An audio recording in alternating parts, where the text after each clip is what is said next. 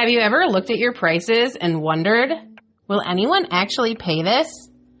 Or maybe you just picked a number that felt right at the time, only to realize later you were basically breaking even.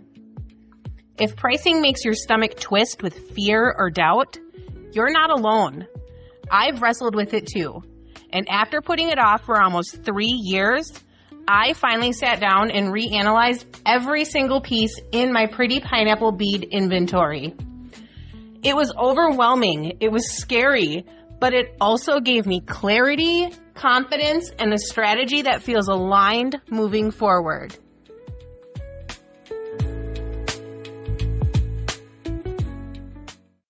Hey friend, welcome back to Sparkle and Shine. I'm Cassandra, your creative biz bestie and the heart behind Pretty Pineapple Bead, where I make colorful, confidence-boosting jewelry for women who want to feel vibrant, bold, and totally themselves. On this podcast, we talk about all things small business, mindset, marketing, growth, and everything in between, with encouragement and real talk along the way. In the last few episodes, we've talked about visibility and consistency. But today, I want to bring you behind the scenes into one of the hardest but most important parts of running a business, pricing your work with confidence. When I finally sat down to do this pricing project, a whole storm of emotions came up.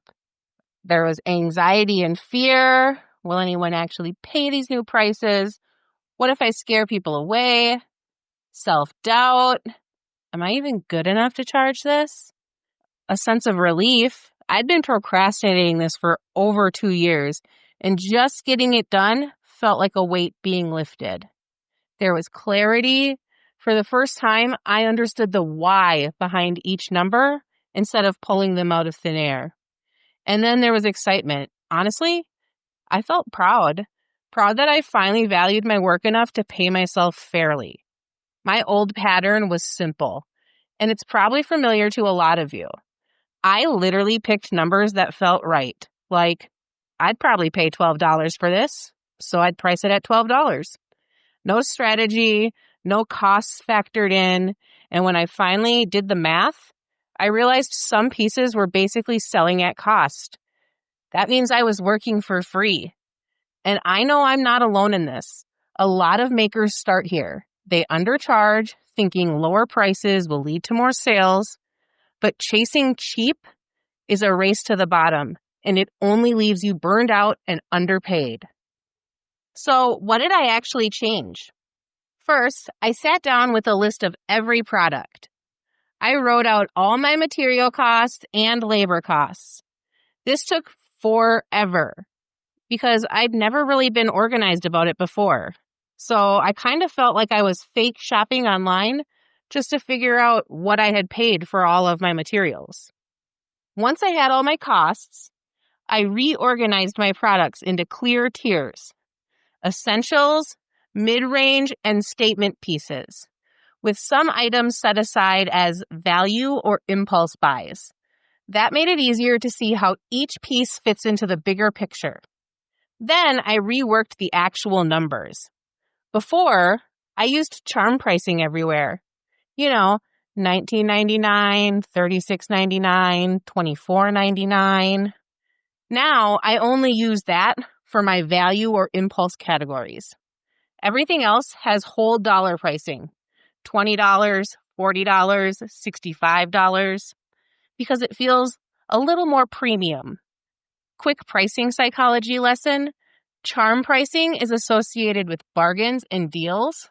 Whole pricing is associated with quality and confidence. This tiny change signals a lot to your customers. And let me tell you, it feels so much better now. For the first time, my prices don't feel random. They feel strategic, organized, and aligned with the value of the work I put into every single piece. Here are the big lessons I've learned from this project. Number 1, I wasn't putting strategy behind my numbers. And because of that, I always felt like I was giving away the house. Now, I actually enjoy knowing my costs and my profit margins. It makes me want to get even more organized, like labeling my bead containers with material costs, so I have that info at my fingertips. Minnesota winters are long and cold, so guess what my winter project is going to be this year? Yep, that's right, studio organization. Number 2, procrastination costs me money. If I had done this pricing update 3 years ago, I could have been making higher profits this whole time without even selling more products.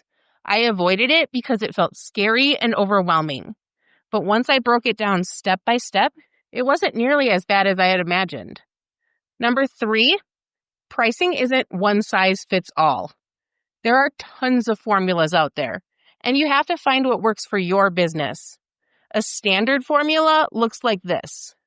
Material plus labor equals your cost of goods sold, or COGS. Your COGS times 2 is going to be your wholesale price. And then wholesale times 2 is your retail price. That lands you around a 75% profit margin, which is solid. But I wanted to aim a little closer to 80%, so I used that as my benchmark. My actual margins now range from about 55% to 82%, depending on the piece. Some items I just didn't feel comfortable pricing at the highest margin, but now I know where each product falls and I can price with intention. If you're terrified of raising prices, I want you to remember 2 things. First, if you're not strategically pricing, you're not paying yourself. You're basically giving money away. And second, if someone walks away because your prices went up, that just means they weren't your dream customer. Your true dream customer values your work, loves what you create, and wants to support you at a fair price.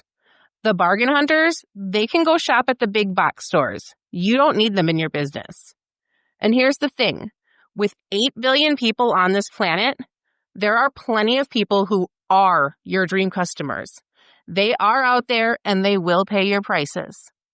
So here's your challenge this week. Audit just one product or collection. First, write down all your material costs and your labor costs. Then, calculate your profit margin. Here's a quick formula. You'll take your retail cost, subtract your cost of goods sold to get your profit dollars.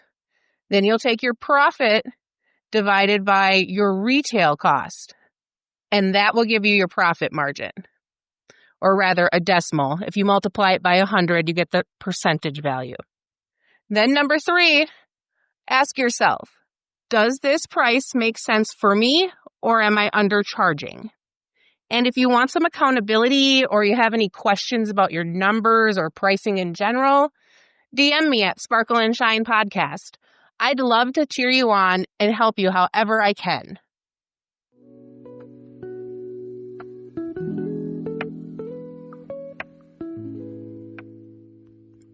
Remember, friend, pricing doesn't have to feel like a guessing game. When you take the time to put strategy behind your numbers, you create clarity, confidence, and sustainability in your business. So don't put it off like I did for years. Start small, one product at a time, and build from there. Until next time, keep showing up with heart, keep valuing your worth, and keep shining.